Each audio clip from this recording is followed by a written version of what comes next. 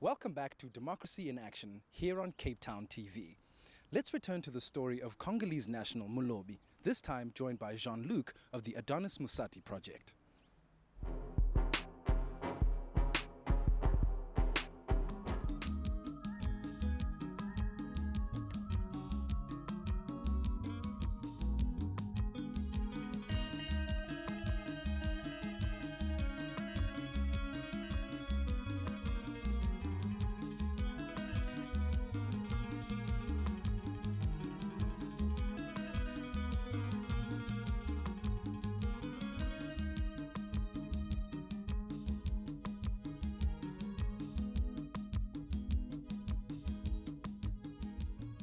What we are here to do is try and get them that protection letter, and there's also another paper that shows in Western Cape that they can get treatment if they do have something that shows they try and be documented.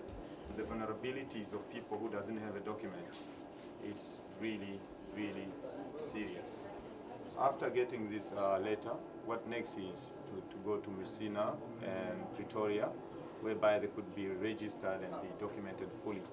So this is the beginning of their journey. What people like me do is to try and empower those who has no voice, give voice to the voiceless people. So yeah, so we'll take all of them. We'll take all of them. Yeah, and we'll come into our... Let's go.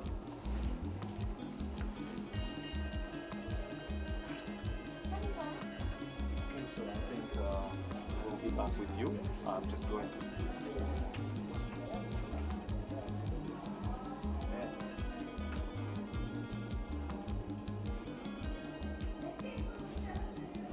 I'm much happier today because my process went so easy. Actually, in days like today, I used to spend much more time doing one-on-one. But fortunately for me, I was able to have a lot of support when it comes to the lawyers today. They were so kind on me, and I was able to help a lot of these vulnerable people. And the next thing is to try and encourage them to go to Messina and Pretoria and get fully documented, so they can begin to access things in South Africa or access their rights fully. Because undocumented migrants, most of the time they don't have much of a right. So I'm very happy. This is a giant step for them. And as someone like me, I'm extremely happy to see that I have done something small to empower.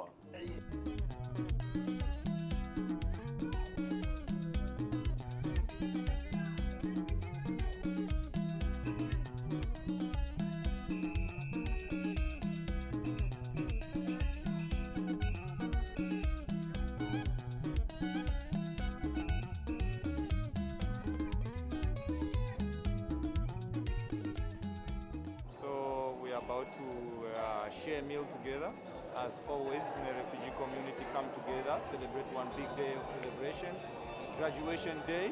After 10 weeks of participations, all those teachings come together, and today what they have learned, they've come to earn the certificate of attendance, of being there and learning these skills, like soft skills, problem solving, communication, goal setting, and etc., how to cope with stress and depression, and so on. And today is a big day, and as you can see, most people are happy, dancing, singing. Yeah, so it is what it is today, and I'm quite happy to have come to an end of this round. The right of women in the society.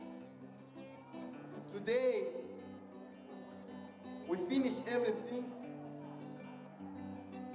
and I can see many people happy. They are sitting, eating, but because as people without knowledge, they are perish. But we get some knowledge about. We are here with Jean-Luc and Mulobi of the Adonis Musati project to talk about the kind of work that the Adonis Musati project does. Briefly, what is the Adonis Musati project? Actually, the Adonis Musati project is an NGO, an NPO actually, Yes. that is actually helping refugees and asylum seekers in Cape Town and migrant even to the extent.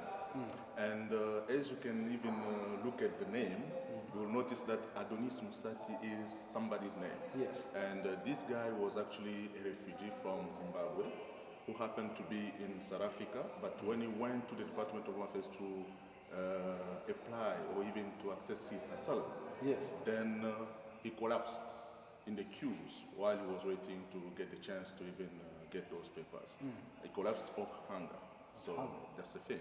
So actually, well wishes around, they just heard the news.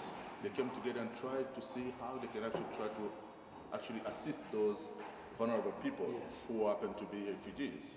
So you know what? Let's try to have support groups in different communities. And instead of the community coming to us, Adonis Musati, let's go to them. So that at least even someone who doesn't have the means of transportation to go somewhere, they can actually access the services easily.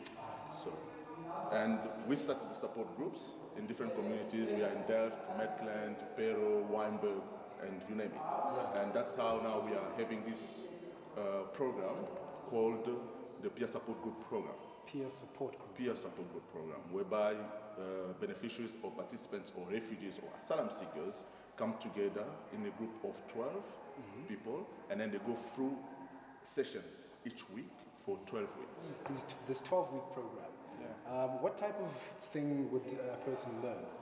Actually, speaking from Mulobi myself, Yes. I went through the program myself. Yeah. Oh, you are a And, graduate of the program. Yes, I'm the graduate of the program before I became a peer counselor, actually. So the support group program, first and foremost, it helps me to like socialize because I went through a lot of things, a lot of trauma from home. Arrive in South Africa, go through another trauma. I was almost killed, armed robbery at the tuck shop that I had some time ago. So I was traumatized. Then when I went through this support group program is when I found a lot of solutions to what I can become this better. There was a lot of resources for me to follow on. So in a support group, I remember vividly when our manager came to supervise the site, and he spoke some of the most powerful things that, look, this support group program, if you take it very serious, it can lead you somewhere. So as he left, I thought about what he said in the support group. So I was more like, people was like struggling with language because there is language barrier. Some people, they just arrive, they don't know how to speak English, and the support group program is done in English. Okay. So I was there to break the language and stuff, and they were reporting back to the office and say, there's this guy, Mulobi, and he says, no, I know the guy, I saw him, I saw how he participated. Yeah. So I think he's someone that we can look for later on in the So that's how they called me, they called me in the office, and I was giving an interview, and I saw him again, and he said, I told you, if you take it serious, things can happen. So from there on, I went through a lot of training to become a peer counselor. To become a peer counselor, you have to go through this training to become more strong. You have to have this personality that can accommodate people with their issues. You know, in a support group, you do find people who wants to be a little bit too much. You have to balance all that. Yeah. If you do not have the skills as a peer counselor, you cannot deal with that.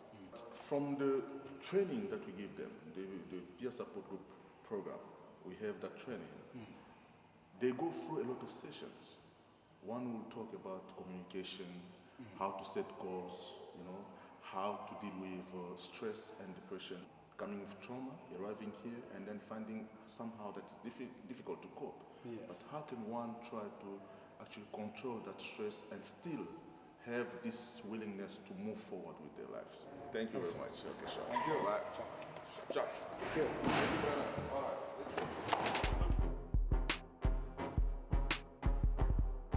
That was Mulobi, joined by Jean-Luc of the Adonis Musati project. Our next segment, Open Mic, invites you to share your opinions on the theme of our rights issue. Today, we ask people how they feel about the state of immigration rights.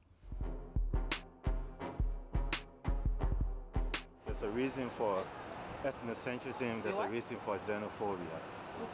If you walk down the streets, you see a lot of foreigners, Nigerians, openly selling drugs, all right? And they do that with impunity.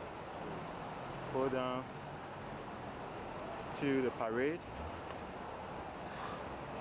a lot of lives are wasted because of the heroin, the illegal drugs that's being sold to minors, teenagers, you know, and that gave rise to xenophobia. There's nothing like that. Crooks are crooks everywhere, and they can target anybody just because there's something that they're interested in.